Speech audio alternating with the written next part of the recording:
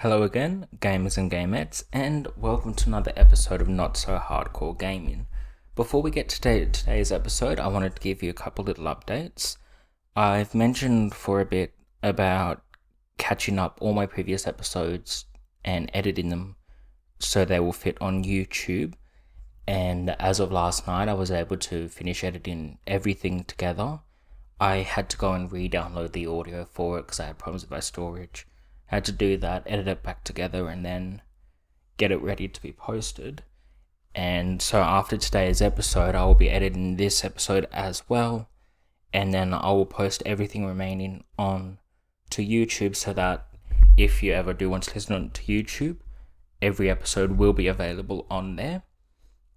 The only thing for those who will be listening to this from YouTube, almost every episode I've made will be up on YouTube, but I'm keeping gaming news episodes just on the podcast sites themselves, so they will not be on YouTube at the moment, just to bring a few more people over, that sort of thing. And some of the news is old. It's a whole thing. But yes, everything will be available on YouTube starting from this afternoon, and that's about it. That's everything I wanted to mention. So, let's get ready to start the episode. The topic today is Hollow Knight. Now, this is one that I've known about for quite some time, and one of the reasons I've known about it is it's kept in a similar league to, Dark Souls and Bloodborne in not like the visuals and designs, that sort of thing, but in the case that it is known and quite popular for its very, very challenging combat. And that's one reason I've known about it for quite some time, and I've wanted to play it for an equal amount of time. It's also similar with Cuphead, which is another game I plan to get as soon as I can. But yes, so it's one that I was able to get recently, and I've been playing through it. And I will start it off by saying that it is a very, very challenging game. We'll talk about that a little bit. I guess I can make that like the first thing to talk about. The style of game is a 2D platforming game. So when it comes to the combat, it is rather challenging because in a lot of games where it's, I guess, 3D, you can dodge to the sides easier. You've got a lot more room to dodge, a lot more room to adapt around the boss you're facing. And for this one, because it's a very restricted space, it adds a whole new type of challenge, and it works very, very well for what it does. And as I said, it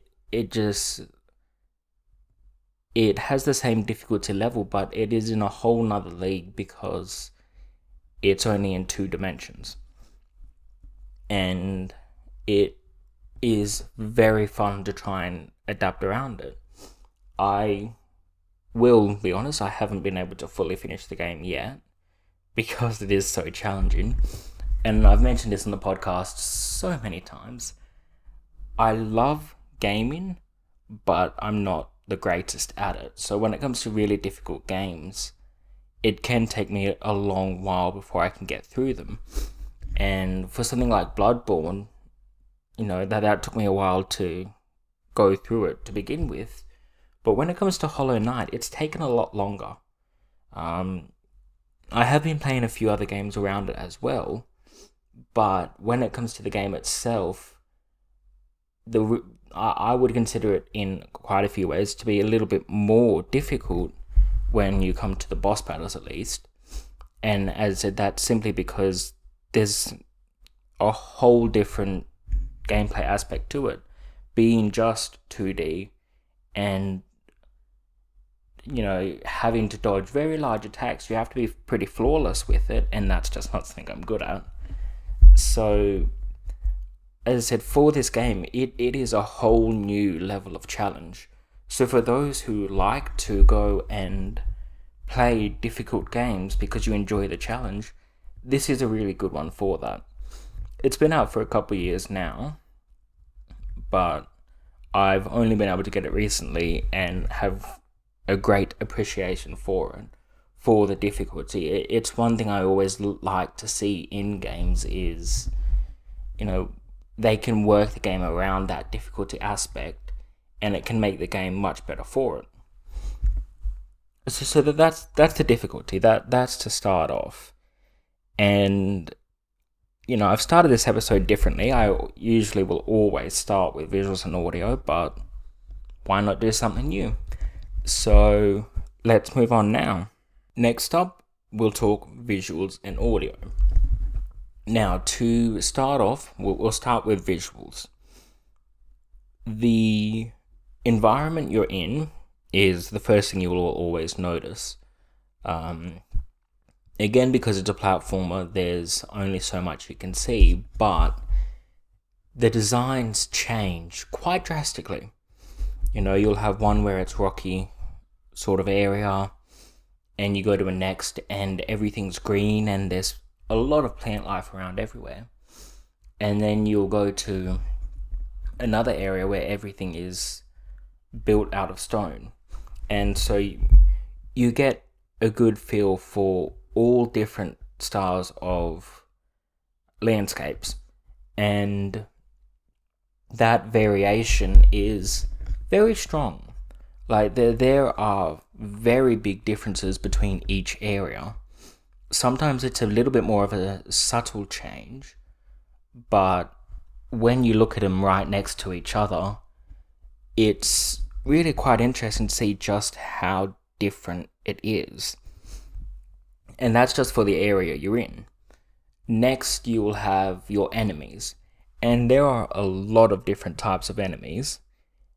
And each of them are very, very different, not only in terms of gameplay, but in terms of visuals themselves. And then what I will like is you can have one which is similar to another enemy, but it's sort of like an elite version. And there, it will look mostly the same, but just a little bit different.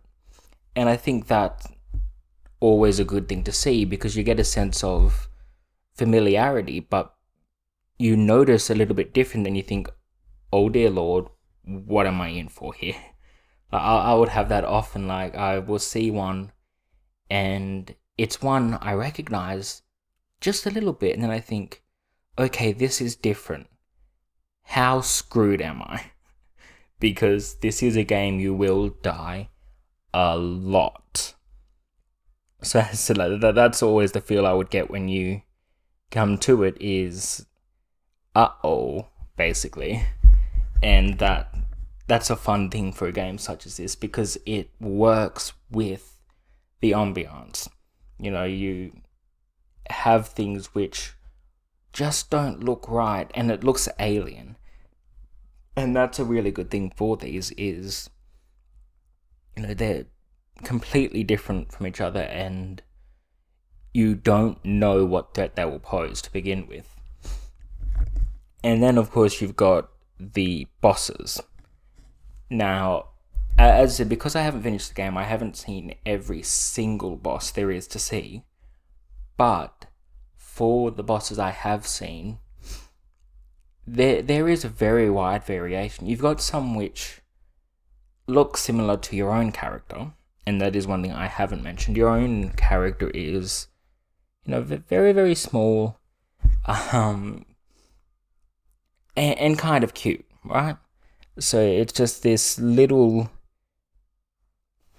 I don't know what you would describe it, but very, very small little character which has a cloak on it, vaguely human features, 2 legs, 2 arms, a head, and it's got horns, and, it's sort of humanoid is the best way to describe it, but it's a cute little thing and unique to any other game I've seen. But then when you come across some of your enemies, they will look either quite similar to your character, similarly humanoid designs, but then you have other ones which are completely alien, will be more like animals. And so there's one, it's basically a giant bug and got a bunch of little balls all over it, spits fire and everything. And when you see ones like that, I like to see the design that goes into them, because when you look at similar looking enemies, it sort of, even though it can be quite good, it feels a little bit too similar. It's like they've used a similar model, if that makes sense. And that's not necessarily a bad thing, but it shows a big distinction between when you've got, one that looks vaguely similar, and then one that looks nothing like anything you saw elsewhere in the game. And seeing that difference and feeling the difference between them is a great feeling, and it's really good to watch. See, I think I wanted to mention for that is the difference between some of the character designs. And as I said, there are quite a few in there that I like to look at, and I won't mention them majorly by name, but in terms of character design, there is a lot to see in this game.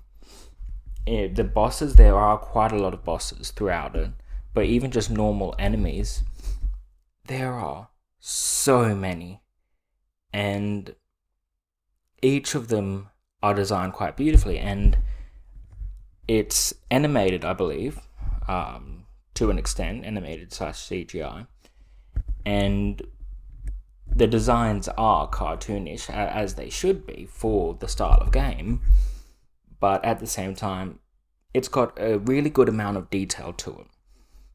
There is a lot to see between them, as well as quite a lot of detail put into each character, and that is spectacular.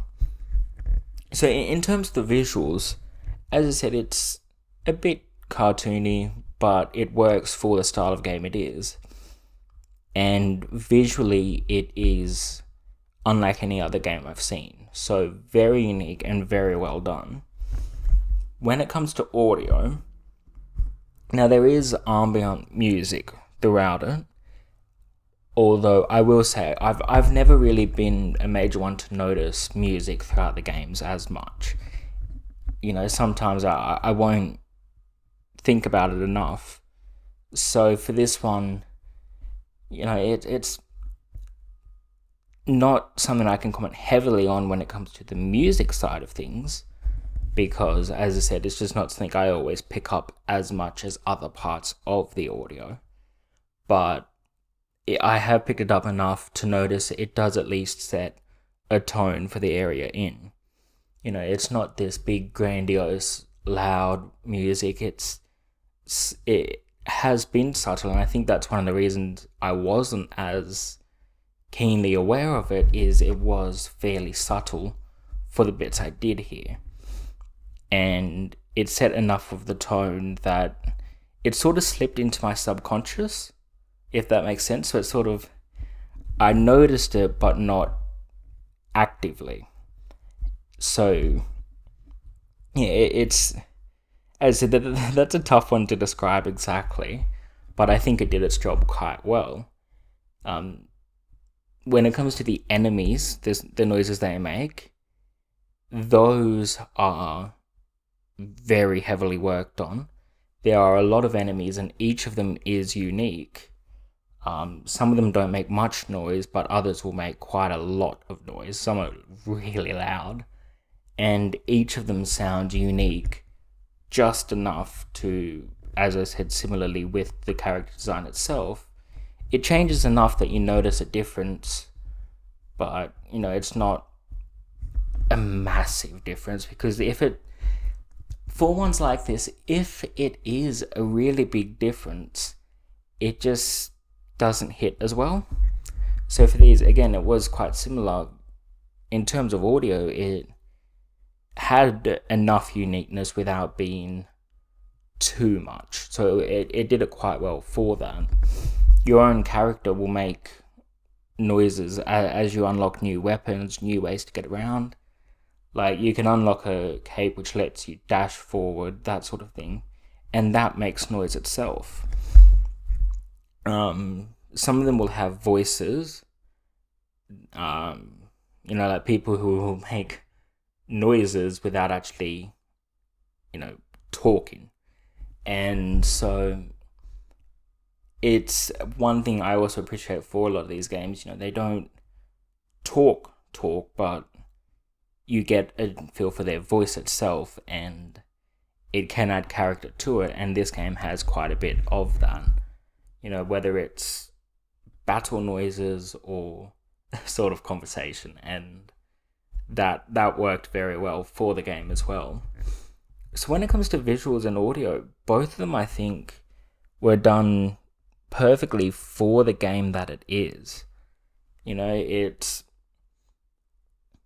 not the most spectacular visual and most spectacular audio in terms of music and everything, but I wouldn't have it any differently for this game specifically. I don't think there's much of anything you could do to make it better than it was, because it fit very well for what the game was, and I genuinely never had a complaint with it. I really loved the look and feel and sounds for the games. Very, very well done. Moving on to the next part for what I have to talk about is the lore. Whenever I come to a game like this, I will make a rather large distinction between story and lore. A story is where you actively see the effects of what you're doing. There's a lot of character conversation, that sort of thing. Lore is when you're very vague on what's happening. You're in an environment where you have no idea how it came to be like this. The best example is similarly to Bloodborne.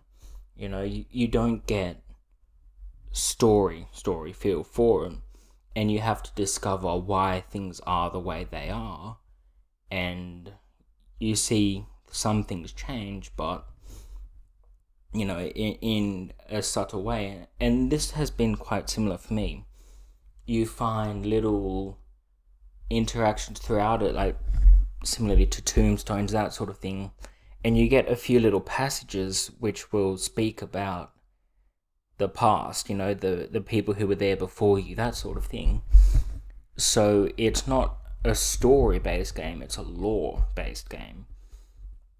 And this, for me, while I do love a good story, and I do, when done right, if a game has lore instead of a story, if it is done right, it adds so much to the game. And for this, I felt it was done right.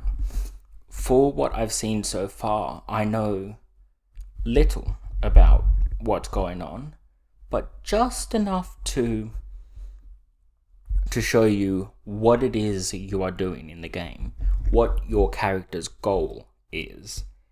And as I said, you have secret areas, like you'll be walking through one platform and it will have something covered in shadow, but if you walk into it, you'll drop down onto a secret area, so to speak, and that will have a tombstone which will tell you a little bit more. And finding them is quite fun. And as I said, it's vague enough that it just fits perfectly into the category of lore, So that distinction, I think, is very important between story and lore. And this is very much a lore-based game, and it does it right. Same as I mentioned, Bloodborne or Dark Souls, they all did that right. This works for that as well. I think it does it very well.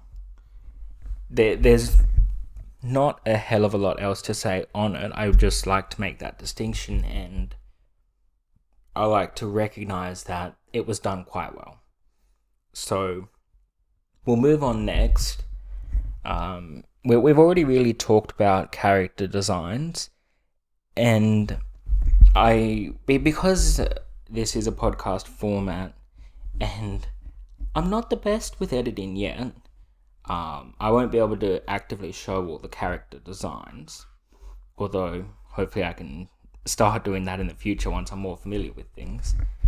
But as I've explained really how well the character design was done for the game, so we'll move on next to the main part of it, is gameplay. Now, this is, as I've said before, quite unique because it's relatively simple gameplay while also being quite difficult and being a 2D platformer, and you don't see many games nowadays like that. Most of the games that I've been seeing lately have been completely 3D, which is good, don't get me wrong, but you don't see 2D platforming games as often anymore. They've sort of fallen out of popularity. Once upon a time, they were the big thing. But now, when you see it, it's not that it's new, but it's exciting because it's revamped. It's like much better visuals, that sort of thing, while being an old school feel. So I wanted to mention that for it, is that the 2D aspect I think is done very well. But the gameplay it evolves throughout it. And when you first start it, it's relatively simple. You've got your move left and right, jump, and that's about it. You've got your attack, you've got your you build up souls throughout the game, so you will steal from your enemies things to power up special attacks or your healing. And so those are everything you have to begin with. But as you progress through the game, you will unlock new accessories. So one of the ones you'll unlock is a cloak, which allows you to press a button and dash forward. And that you have to adapt into your gameplay. So if you go and you can reach new areas by jumping and dashing onto platforms, that sort of thing, and it gives you a reason to go back to earlier areas to find that new stuff. And the next thing you unlock is something which allows you to wall jump, which I will say, wall jumping is always an awesome thing. Love wall jumping. So I was glad that I was in this one. But as I said, like, the point of it is your gameplay will evolve, and as you unlock those new ways to move around, you adapt them into your gameplay. And because it is constantly evolving, it is constantly engaging. Because you're getting used to new parts of it, you're completely changing the way you play because you have to. And that, as I said, is one of my favorite things to see in a game, is, something that it's relatively the same, but there's just that little bit extra that goes into it. That's like most of the gameplay talk.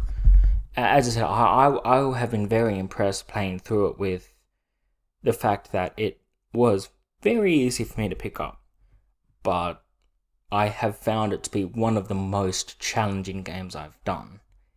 And that, to me, as I said, is always... I think it can be quite difficult to achieve, and some games I've seen, it's difficult, but something about it isn't done right. Like, I've had games where the reason it will become difficult is it just screws you over. But for this game, you don't look at it and think, oh, well, that really screwed me. You look at it and you think, boy, that is difficult, because you know the way you have to jump, but you have to be flawless with it. So this, I think, is a very well-designed difficulty. because you know there is a way to go through it. You just have to find the way. You have to avoid the mistakes as much as possible, and that, I think, is the true essence of what difficulty should be when it comes to a game. That's how it should be done.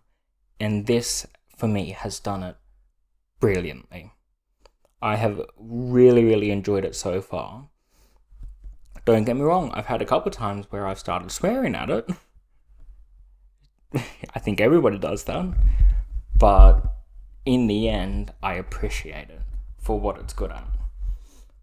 That's pretty much everything I can talk about for this game.